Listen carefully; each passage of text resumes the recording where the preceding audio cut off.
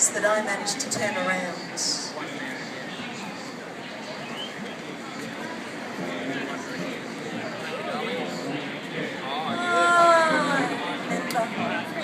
Day, a man came to me for help. Strange clothes and a thick accent. He said, my name is Muhammad Asif Mulhaq.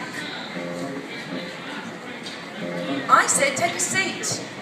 Let's call you Sam.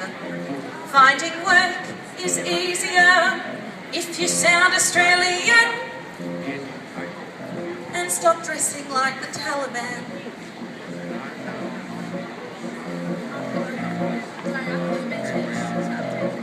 He was out of work, he was depressed and blue. I said, I'll find you a job if it's the last thing I do.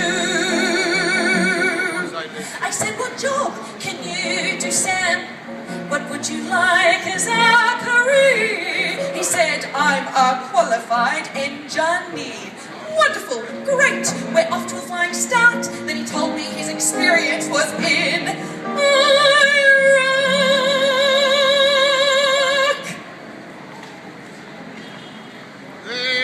A PhD from Iraq's no good, dear, but I'll help you get a new career. Cleaning is a growth market, have you ever mocked? You could drive a taxi cab. You could play it safe and re-educate.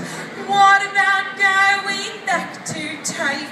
Have you ever thought of joining the force? Forget that one.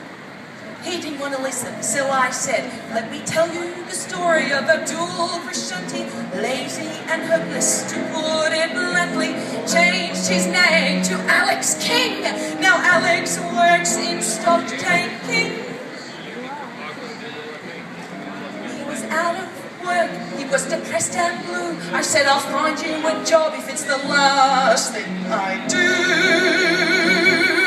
I had a client I had not known all that long.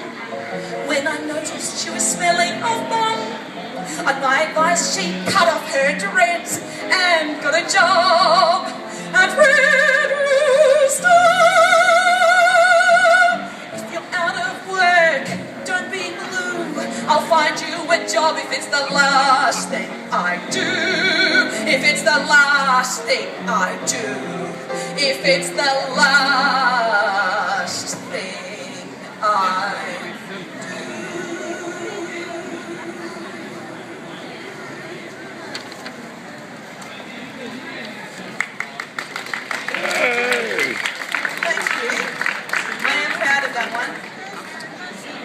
Any artists here? I'm saying no? Well, this is especially for all the people who really want a creative life. Like I say, I get many artists coming in and I say to them, look, am I sick of Centerlink enabling talentless bums organising their latest multimedia installations that aren't even that good in the middle of Rundle Mall, or telling out-of-work dancers, you know, that are trying to go around and tap with their